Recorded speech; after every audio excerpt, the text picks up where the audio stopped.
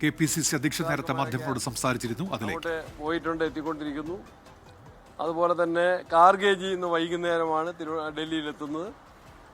അപ്പോൾ അതിനുശേഷം തീരുമാനം ഉണ്ടാകാനാണ് സാധ്യത.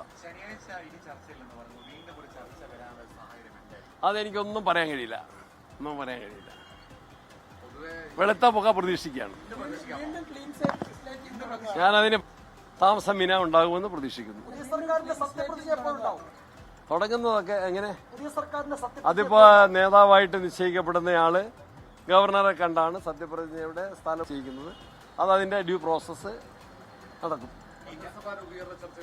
അതൊക്കെ അനുബന്ധമായിട്ട് വേഗത്തിൽ പൂർത്തീകരിക്കും.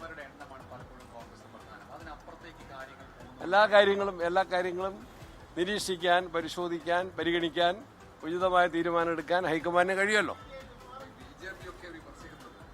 BJP വിമർശിക്കുമ്പോൾ അവരെ ഡൽഹിയിലെ മുഖ്യമന്ത്രിയെ നിശ്ചയിക്കാൻ എത്ര ദിവസം എടുത്തു എന്നും കൂടെ ഒന്ന് പറഞ്ഞാൽ നന്നായിരിക്കും.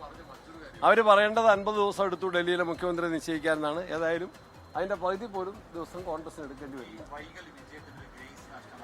വൈകലിനൊരു ചെറിയ മങ്ങലേറ്റിട്ടുണ്ട്. That I do admit. വൈകിയതും ഇതുമായി ബന്ധപ്പെട്ട അതൊക്കെ പരിഹരിച്ച് മുന്നോട്ട് പോകും.